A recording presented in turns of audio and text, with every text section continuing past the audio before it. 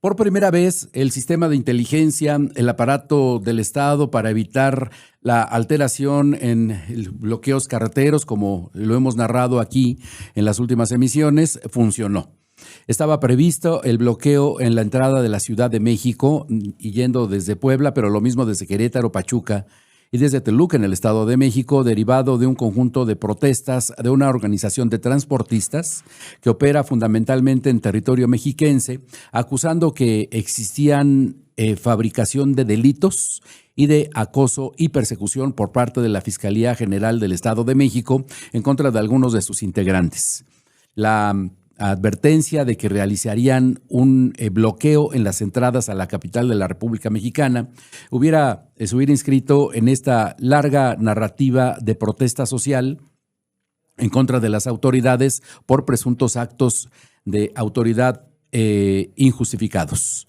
Finalmente, hace unos minutos se anunció que este bloqueo, mega bloqueo, sería suspendido, lo mismo la manifestación que tendría como propósito llegar a las afueras de Palacio Nacional, en el Zócalo de la capital de la República Mexicana, en demanda de que la gobernadora Delfina Gómez recompusiera la conducta de sus funcionarios y sus servidores públicos. Aquí lo hemos dicho de manera constante y de manera frecuente, las manifestaciones en múltiples ocasiones tienen propósitos aparentemente legítimos, otros no tanto. Quiero traer a la mesa el caso del bloqueo de la autopista que va de Puebla, capital, al municipio de Atlisco, lo cual alteró muchísimo el tráfico vehicular y no solamente afectó a la clase media, que son quienes regularmente tienen un vehículo para trasladarse, sino también a pequeños comerciantes y proveedores, de tal manera que todas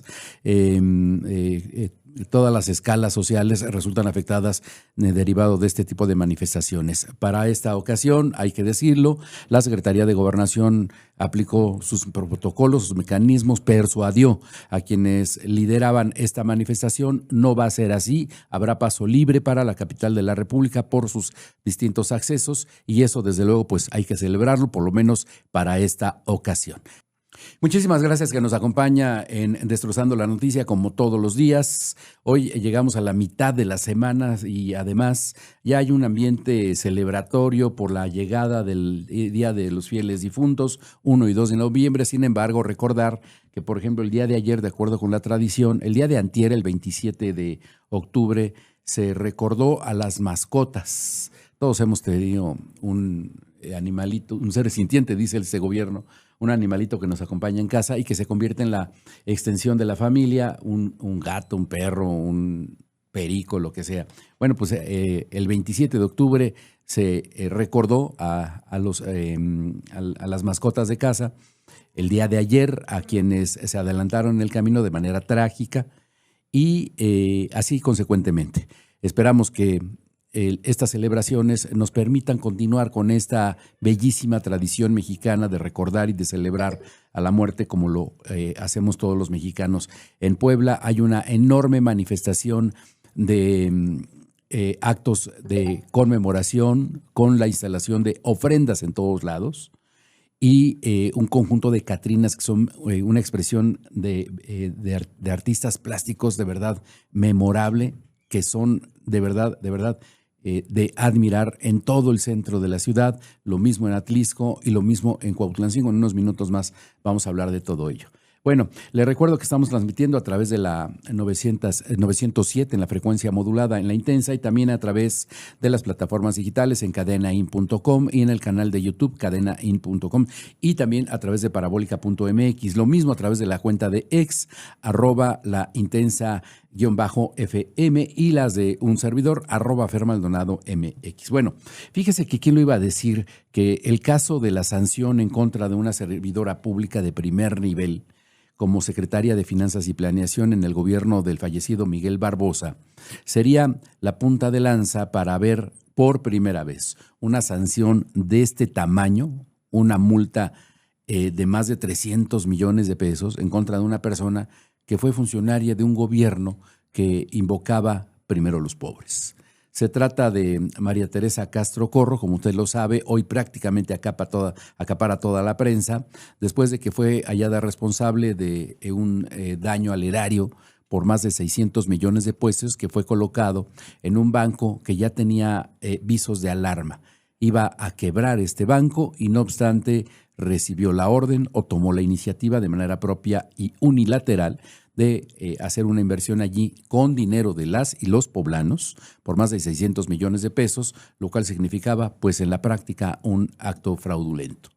Quien recordó lo que sucedió allí y de la probable protección, omisión o complicidad, como quiera usted llamarle, de Amanda Gómez Nava, quien era la secretaria de la Contraloría, la auditoría, titular de la Auditoría Superior del Estado, fue Francisco Romero Serrano. Francisco Romero Serrano en 2018 fue designado titular de la Auditoría Superior del Estado.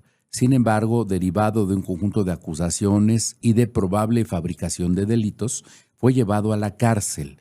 Estuvo detenido y sometido a un proceso penal durante un poco más de un año. Después se comprobó que no había cometido los delitos y, como suele ocurrir en el sistema de justicia en México, le dijeron disculpe usted, no era contra su persona. Finalmente, Francisco Romero subió un material a sus redes sociales en donde hace una disección del caso que ha acaparado la atención no solamente entre el aparato de contadores públicos, sino en la esfera política. Vamos a escuchar a Francisco Romero Serrano refiriéndose a María Teresa Castro Corro y también a Amanda Gómez Nava. Pues el tema del Banco Accendo no debería de sorprender a nadie.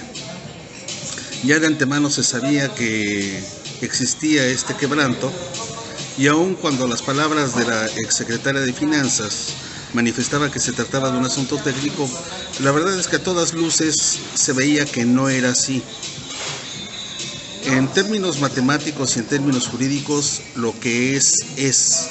Y en ese sentido, si ya se había decretado que existía una quiebra por parte de Accendo, pues la inversión de antemano resulta fraudulenta. Lo que me extraña es la complacencia de Amanda Gómez Nava, quien fungió como secretaria de la Función Pública y también como auditora superior del Estado en sustitución de su servidor. Esa complacencia le hace ser responsable también. Se han determinado ya las sanciones de tipo administrativo. Falta determinar qué sucede con las penales.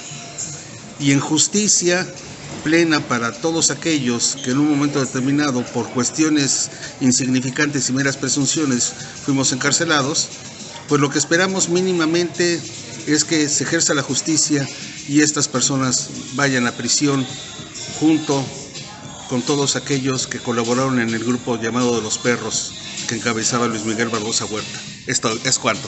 Gracias. Bueno, pues ahí está. Si alguien tiene información de primera mano respecto de este tema, es Francisco Romero Serrano, que ahora pues vive prácticamente retirado de la actividad profesional, atendiendo sus negocios, pero no iba a dejar pasar la oportunidad, puesto que él fue una de las personas afectadas durante el gobierno de Miguel Barbosa. Quiero esta mañana celebrar la presencia en esta cabina de transmisiones de Ana Karen Rodríguez, quien aquí le hemos contado la historia en las últimas emisiones.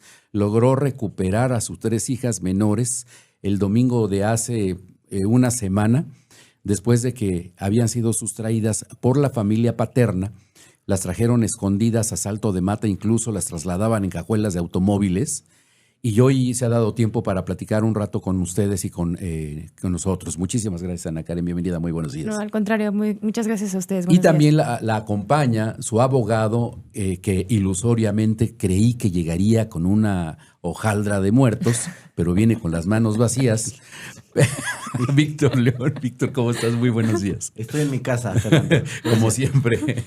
Bueno, preguntarte primero, Ana Karen, ¿cómo ha sido esta primera semana y días con tus niñas? ¿Cómo las has podido ver el desarrollo de 3 pequeñitas, 6, 4 y 3, me parece que tienen la edad? ¿Cómo están tus hijas? Se encuentran bien, de salud se encuentran hasta ahorita bien, gracias a Dios, llevando un proceso, obviamente días buenos, días malos, altos, bajos, pero sí estamos trabajando mucho en ciertas cosas sobre el tema de socializar, el tema del salir a la calle y que vean policías y que no crean que tengan que huir, ¿no? Entonces, estos temas pues sí los tienen muy, muy apegados a ellas, ¿no? Entonces el hecho de que no se pueden asomar a una ventana, ¿no?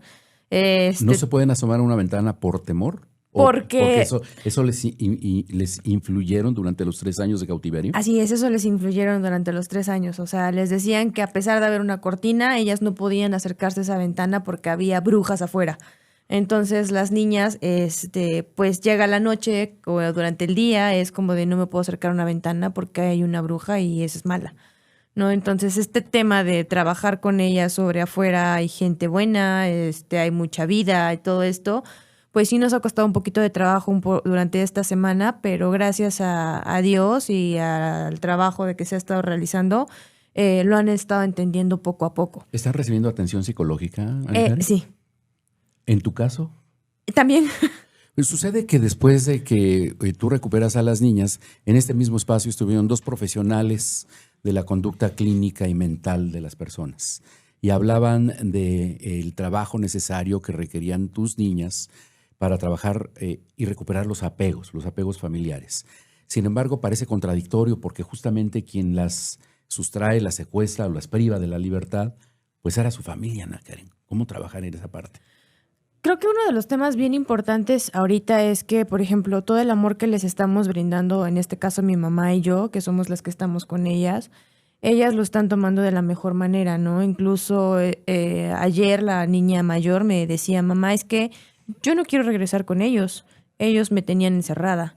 Entonces, uno de los puntos que ahorita ella como que ya está analizando es decir, no está bien que yo esté encerrada o que yo haya vivido así, ¿no? Entonces sí, ella me comenta mucho a la hora que yo me voy a trabajar, el temor de ellas es, vas a regresar, ¿no? Entonces sí, cada que me voy a trabajar es como de, voy contigo, no, llámame, hazme videollamadas, cosas así, porque pues sí tienen este temor de que mamá no vaya a regresar. Porque digamos que están en el trabajo de vencer esa resistencia, ese temor. Así es. Sí. Entonces todos los días cuando voy a trabajar es como de ya llegué al trabajo, mira, estoy aquí, ya voy para allá. Entonces es hacerles videollamada, marcarles, mandarles notas de voz, todo. ¿Y ves un avance en este proceso? ¿La recuperación de la confianza, de la autonomía, de la libertad? Sí, digo, muy ligero, se está trabajando muy ligero porque como lo menciono, hay días que son súper buenos y hay días que es retroceder un poco porque decir, pues al final también tenían este apego con ellos, ¿no? Entonces, es decir, ¿cómo? ¿Qué está pasando? ¿Tú quién eres? Porque también les inculcaron que sus papás eran los abuelitos, ¿no? Entonces, para ella es como decir, ¿tú eres mi mamá? Entonces, sí, este tema de las preguntas del, ok, entonces tú eres mi mamá. Ellos son mis abuelitos, ¿no? Entonces, sí es todo un proceso porque de repente no entienden esta situación de decir, ¿cómo? Mi mamá, mi abuelita, si yo tengo un papá. Entonces, es explicarles con fotos y todo para que ellas vayan logrando entender qué es lo que ha pasado y realmente quiénes son sus papás o quién es su mamá. Para quienes nos escuchan a través de la radio, estamos conversando con Ana Karen Rodríguez, quien hace una semana logró recuperar a sus 3 hijas menores que habían sido secuestradas por la familia paterna. Y ahora pregunto al abogado Víctor León. Víctor, ahí está corriendo una etapa procesal de 2 meses para ¿qué es lo que seguiría en este caso, Víctor? Fernando, pues para todo el auditorio que nos escucha, yo considero este asunto un hito jurídico, Fernando, porque he convocado a barras de abogados, a colegios, y me parece que es la primera vez en México, por supuesto en Puebla, que un asunto de carácter familiar que escala algo penal de sustracción de menores, Fernando, por el grado o forma de intervención de cada uno de los involucrados, escala a desaparición forzada entre particulares. Recordando para los académicos que en México en la Constitución no había derechos humanos y es a través del caso internacional de la condena al Estado mexicano del caso Radilla Pacheco de desaparición forzada, profesor de los 70s, que el Estado mexicano es condenado y se genera el delito de desaparición forzada por una autoridad, pero recientemente, como siempre la realidad sociológica está por encima de la normológica, se genera y se crea el delito de desaparición forzada entre particulares. Como bien lo dices, pues es un asunto de investigación complementaria de 2 meses. Vamos a ver qué pasa. ¿Tienes confianza en que la justicia finalmente se aplique como debe aplicarse, de acuerdo con la indagatoria y los datos probatorios? Qué buena pregunta, Fernando. Nosotros como abogados de Ana Karen estamos esperando que esto llegue a la Suprema Corte de Justicia de la Nación. Seguro va a llegar allá y yo espero que los ministros de la Corte sostengan lo que aquí en Puebla acaba de ocurrir. Puebla ya se vuelve referente jurídico penal en esta materia y no es nada más gracias a nosotros, Fernando, gracias a ustedes, los medios de comunicación, porque tú estuviste muy puntual, Fernando, te debemos mucho. Esas niñas, te convertiste en ángel de vida de esas niñas, porque desgraciadamente si los temas no se vuelven mediáticos, sociales, no escalan a lo político y lo jurídico no se resuelve. Entonces, muchas gracias, Fernando. Y bueno, también agradecerle al DIF estatal. Estuvo en todas las audiencias de Ana Karen, que eso implica el gobierno del estado. Gracias al gobernador Alejandro Armenta. Toqué su puerta, se portó reactivo, proactivo y muy solidario con el asunto. A la fiscal Idamis, que pues, bueno, activó la carpeta de desaparición forzada, y por supuesto al tribunal, tanto a la maestra Belinda, que dirige los esfuerzos del Poder Judicial, y a la jueza Carla Patricia Ambrosio, que no le tembló la mano, escuchó a las partes, debatió, audiencia de 13 horas, te acordarás, Fernando. Sí, claro, por supuesto. Y les dictó acto de vinculación a proceso y prisión preventiva oficiosa. Entonces, mi reconocimiento para todos, a la sociedad que nos ayudaba mucho a compartir las alertas Amber. Recuerda, fueron 30 cateos, pero aún así sí confío en que la justicia pues se va a dar y estamos muy contentos porque ya las niñas están con Ana Karen. Pues estaremos pendientes de lo que suceda dentro de 2 meses cuando ocurra esta etapa complementaria. Víctor, muchísimas gracias por venir esta mañana. Hombre, gracias a ti, Fernando. Ana Karen, felicidades. Gracias. Felicidades por el esfuerzo que estás haciendo. Y pronto platicaremos con tus niñas pequeñas. Sí, claro que sí. Gracias, que tengan muy buena mañana. Oiga, la presidenta de la República, Claudia Sheinbaum, le respondió a Ricardo Salinas Pliego. Recordará usted que cuando celebró su cumpleaños dijo que en 10 días pagaría lo que le debe al sistema de administración tributaria, nada más y nada menos 74,000 millones de pesos. Bueno, ya no son 10 días. Ya dijo que pagará el 10% de lo que debe, pero como le dijeron que no, anunció que se va a la Corte Interamericana de Derechos Humanos por un adeudo fiscal. Yo quiero pensar, quienes han pagado en paguitos las cunas de los niños, las batidoras, las licuadoras, se fueran a la Corte Interamericana de Derechos Humanos para no pagarle al usurero de la Jusco. Bueno, vamos a escuchar a la presidenta Claudia Sheinbaum. ¿Qué opina de esta conducta de este grupo Salinas? Si tenía conocimiento de esto, presidenta. Ya no voy a entrar en detalles, ya esto le corresponde a la Corte, nada más que pague. Toma chocolate y paga lo que debes. Presidenta, bueno, ya respondió nada más.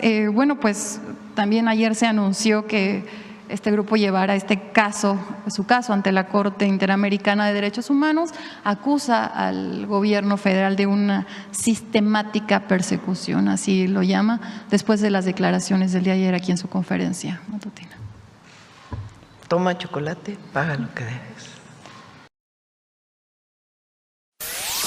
La entrevista con Maldonado. A Ricardo Salinas Pliego, que había dicho que iba a pagar en 10 días y cuando supo del monto, la verdad es que se hace pato.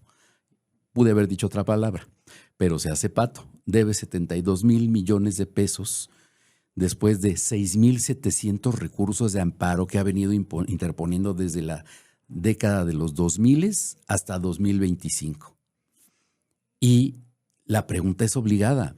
¿Cuántos deudores morosos, cuántos clientes morosos tiene las empresas de Ricardo Salinas Pliego, que bien podrían irse a la Corte Interamericana de Derechos Humanos, como él asume? Negociar lo que tiene que pagar es como si cualquiera de ustedes, quien nos hace el favor de escucharnos, el equipo de producción, este servidor, no quisiera pagarle a Hacienda lo que tenemos que pagar. Imagínense nada más el despropósito. Bueno, está clarísimo, el señor no tiene honor, no tiene palabra y tampoco tiene dignidad. Pero bueno, vamos a cambiar la hoja. Hoy me acompaña en esta cabina el presidente municipal de Cuautlancingo, Omar Muñoz, porque acaba de recién inaugurar un atractivo que no conocíamos, por lo menos en el municipio de Cuautlancingo, y que tiene como propósito la celebración de los fieles difuntos. Presidente, bienvenido, muy buenos días, ¿cómo estás? Muy buenos días, Fer, muy bien, expectante de lo que está pasando en Cuautlancingo. La verdad es que rompimos récord ya de número de visitas. Nosotros habíamos presupuestado 20,000 gentes visitando. ¿Y cuántos llevan?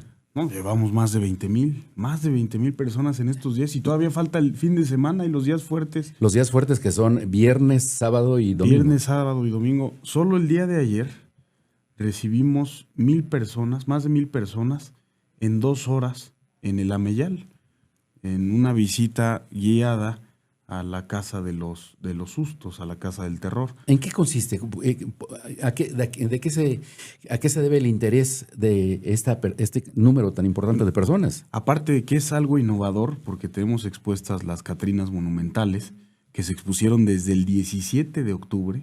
Desde el 17 de octubre nosotros habíamos presupuestado desde el 18 aperturar, pero desde el 17 la gente nos estaba visitando. Y hicimos ayer nuestra inauguración.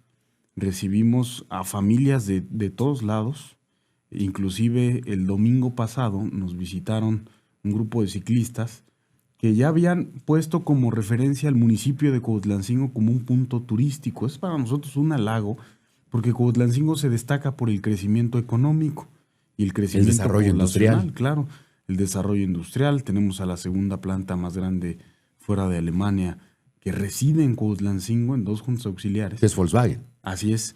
Y nos habíamos caracterizado por años, únicamente por ese diferencial, esa característica. Pero ahora, con este proyecto, que es la segunda sede del Festival Ánimas y Raíces, hemos roto récord en todos los sentidos.